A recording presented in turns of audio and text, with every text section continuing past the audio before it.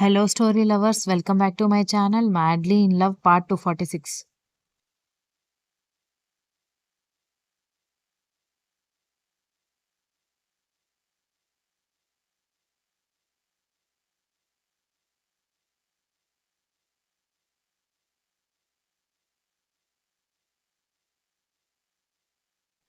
పెట్టిన బ్రేక్‌ఫాస్ట్ కూడా తినకుండా వెళ్ళిపోయిన నవీన్ లంచ్ కూడా తినకపోయేసరికి అతని పక్కనే కూర్చున్న విరాట్ నవీన్ భుజం మీద తట్టేసి "ఏమైంది నీకు? కాన్‌స్టిపేషన్ ఏమైనా ఉందా ఏంటి? ఉదయం నుంచి ఏం తినడం లేదు" అనగానే బావగారి మాటలకి నవీన్ చిరాకుగా ఫేస్ పెట్టుకుని "అదేం లేదు బావ. నాకే భోజనం తినాలని అనిపించడం లేదు" అన్నాడు.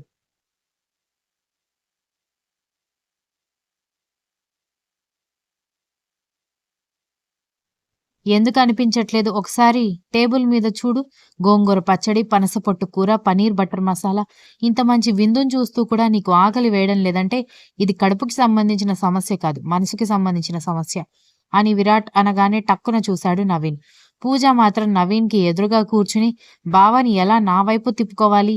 ఎలాగో సంఘవి, నవీన్ దూరంగా ఉన్నారు కాబట్టి నేనెలా సంఘవి ప్లేస్ తీసుకోవాలని ఆలోచిస్తూ అన్నంలో ముగ్గులు వేస్తూ ఉంటే సౌజన్య పూజ చేతి మీద కొట్టడంతో తన చేతికి అంటుకున్న అన్నం కూర మెతుకుల్ని చిరాకుగా చూసుకుంటూ ఎంగిలి చేత్తో నన్ను కొడతావేంటని కోపంగా అడిగింది.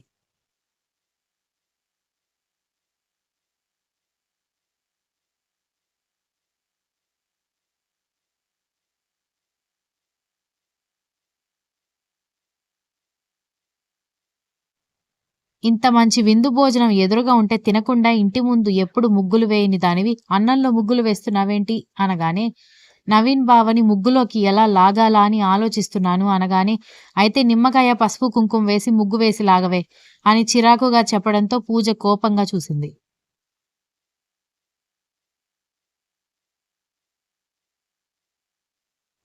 లేకపోతే ఏంటి నీ ఓవర్ కాన్ఫిడెన్స్, ఒకసారి అటు చూడు అనగానే వాళ్ళ అక్క చూసిన వైపు చూడ్డంతో అక్కడ సంగవి దక్షతో మాట్లాడుతూ భోజనం చేయడం కనిపించడంతో దాన్ని ఎందుకు నాకు చూపిస్తున్నావు అనగానే ఒకసారి బాగా చూడవే, సంగవి జున్ను ముక్కలాగా ఎంత తెల్లగా ఉందో, అంతేకాకుండా ఒత్తైన జుట్టుతో కలువరేకుల్లాంటి కళ్ళతో చూస్తుంటేనే ముద్దొచ్చేలా ఉంది.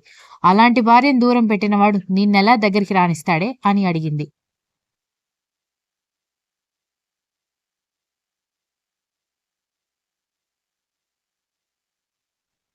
అంటే నీ ఉద్దేశమేంటి? నేనంత చెండాలంగా ఉన్నానా? అనగానే, చెండాలంగా ఉండడం కాదే, నేను నిన్ను చిన్న చూపు చూడాలని అనుకోవడం లేదు.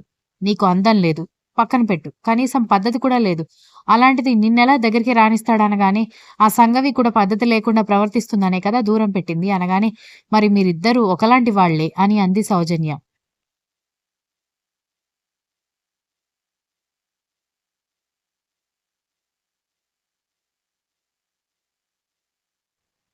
అక్కా! ఆ సంగవితో నన్ను పోల్చకు అనగానే నిజమే, దానికి నీకు పోలికేంటి?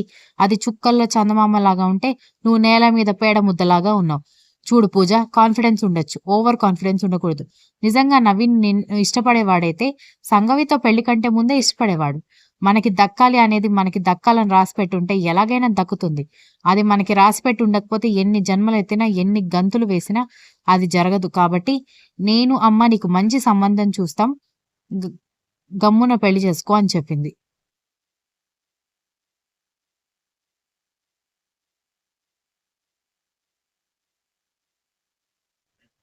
నాకు నవీన్ బావ అంటే ఇష్టం. పైగా కర్ణ, విరాట్ లాంటి సెలబ్రిటీస్‌కి వాళ్ళు ఫ్యామిలీ మెంబర్స్ కాబట్టి నా హోదా కూడా పెరుగుతుంది అని అంది. నీ బొంద పెరుగుతుంది.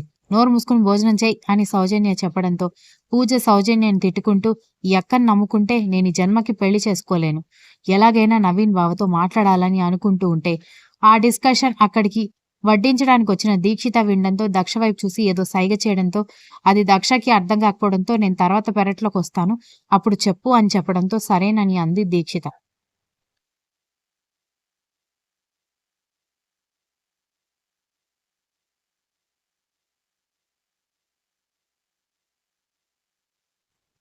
అందరూ భోజనాలు చేసిన తర్వాత వ్రతం పీట ఇంటికి రావడంతో నీట్‌గా పసుపు నీళ్లతో శుభ్రం చేసి ఇల్లంతా క్లీన్ చేయడంతో తీసుకొచ్చి ఇంట్లో పెట్టారు.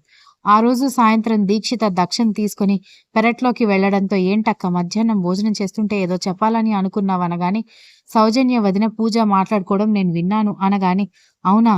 ఏం విన్నావు? అని అడిగింది దక్ష.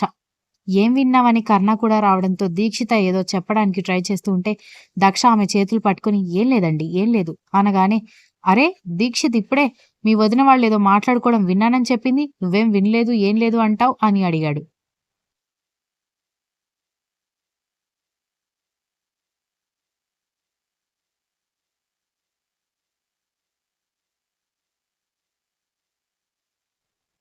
ఏం లేదు అంటున్నాను కదండీ! మీరెళ్ళండి. అసలే అంత దూరం నుంచి ప్రయాణం చేసొచ్చారు అనగానే, నేను నిన్ననే వచ్చాను. నా అలసట గురించి నీకు ఈరోజు గుర్తొచ్చిందా? అన్నాడు. దక్ష ఇబ్బందిగా నవ్వుతుంటే దక్ష కర్ణతో చెప్పనివ్వకుండా ఎందుకు ఆపుతుందో, దీక్షితకి అర్థం కాకపోయినా ఎందుకొచ్చిన గొడవని సైలెంట్‌గా ఉండడంతో, దీక్షిత నువ్వేం చెప్పు? మీ చెల్లెలు నా దగ్గర ఏం దాస్తుంది? అని అడిగాడు.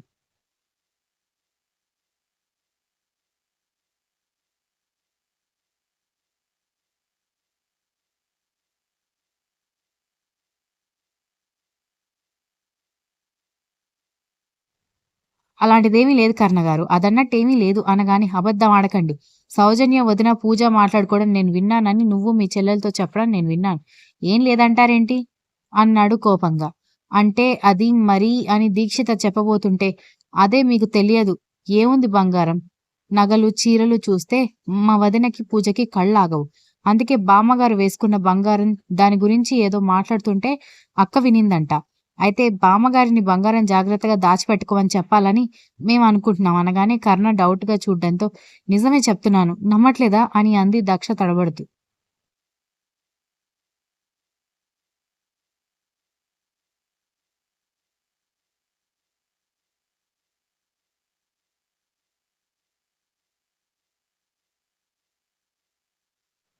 దాంతో కర్ణ దక్ష వైపు కోపంగా చూస్తూ ఉంటే, దక్ష దీక్షిత వైపు చూసి, "నువ్వెళ్ళు మనం తర్వాత మాట్లాడుకుందాం" అన్నట్టుగా చెప్పడంతో, బాబు లేచి ఏడుస్తున్నట్టున్నాడు. "నేను వెళ్తాను. మీరు మాట్లాడండి" అని అంటూ దీక్షిత అక్కడి నుంచి వెళ్ళిపోవడంతో, దక్ష నడుం చుట్టూ చేవేసి దగ్గరికి తీసుకొని, "ఏంటే మీ అక్కేదో చెప్పబోతుంటే నాకు చెప్పనివ్వలేదు? నువ్వు చెప్పింది పచ్చి అబద్ధమని నాకు తెలుసు" అన్నాడు. "అరె! ఏంటి మీరు? అంత అపనమ్మకం నేనే చెప్తుంటే నమ్మరు ఏంటి మీరు? సరే, మీ నాన్నమ్మ గారి బంగారం పోయిన తర్వాత మీకే నమ్మకం వస్తుందిలే" అని వెటకారంగా చెప్పి దక్ష తిప్పుకుంటూ వెళ్ళిపోవడంతో డౌట్ లేదు. ఇది కావాలని డ్రామా చేస్తుంది అనుకున్నాడు.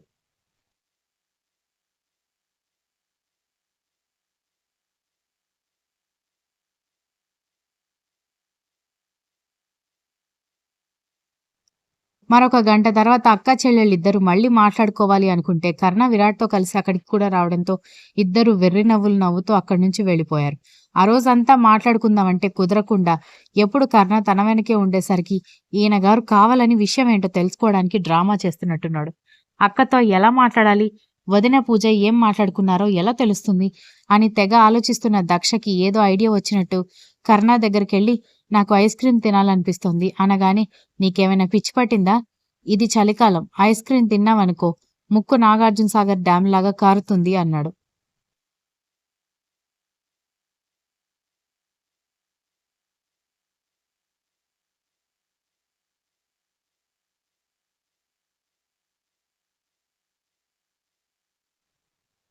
అలా జలుబు చేస్తే ఆవిరి పట్టుకుంటాను గానీ, నాకు ఐస్ క్రీమ్ తీసుకొస్తారా లేదా? అనగానే ఏంటి సడెన్‌గా ఐస్ క్రీమ్ అంటున్నావు?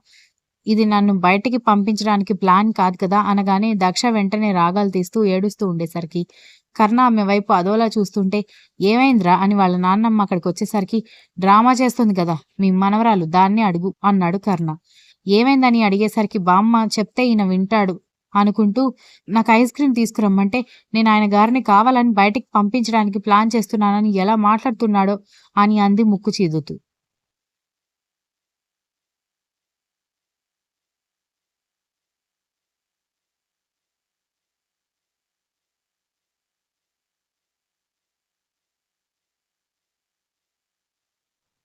మనవడి వైపు చూసి, "నువ్వు హైదరాబాద్ వెళ్తేనే అది గుక్కపట్టి ఏడ్చింది. అలాంటిది నిన్నెందుకు డ్రామా ఆడి మరి బయటికి పంపిస్తుందిరా? అసలెందుకు బయటికి వెళ్ళమంటుంది?" అనగానే, "ఇంత చలికి దానికి ఐస్ క్రీమ్ తినాలనుందంట" అనగానే, "చాలా మంది వర్షం పడుతుంటే కూడా ఐస్ క్రీమ్ తింటారు. ఇలాంటి వింత వింత ఫ్యాంటసీలు కొంతమందికుంటాయి. ఈ మాత్రం దానికి దాని మీద నువ్వు డౌట్ పడుతున్నావా? వెళ్లి ఐస్ క్రీమ్ తీసుకొని రా" అనగానే, "నానమ్మ నీకు తెలీదు" అనగానే, "నోరు మూసుకొని వెళ్ళు" అని చెప్పింది ఆవిడ.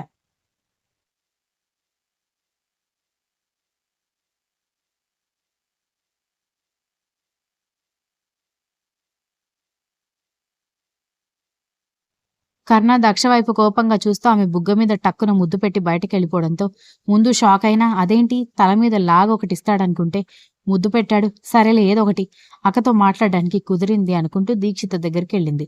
మళ్ళీ మీ ఆయన వచ్చుంటాడు, నేను చెప్పను పోవే అనగానే ఆయన్ని ఐస్ క్రీం కోసం బయటికి పంపించాను. ఇంతకీ నువ్వేం విన్నావనగానే ఆ సంగతి పక్కన పెట్టు, కర్ణగారికి ఎందుకు ఈ విషయం గురించి చెప్పనివ్వడం లేదు అనగానే వదిన్ని అన్నయ్యని కలపడానికి ఇలాంటి డ్రామా చేస్తున్నామని తెలిస్తే ముందు మన పీక పిసికి చంపేస్తాడు మా ఆయన అని అంది Daksha. Continuous. If you like the story please like, share, comment and don't forget to subscribe.